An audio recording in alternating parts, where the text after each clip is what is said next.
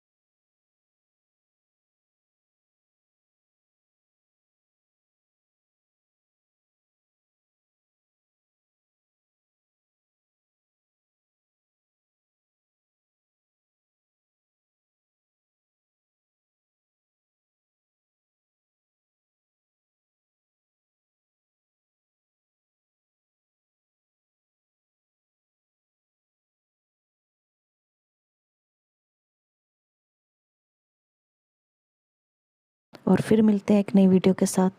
तब तक take care and bye bye.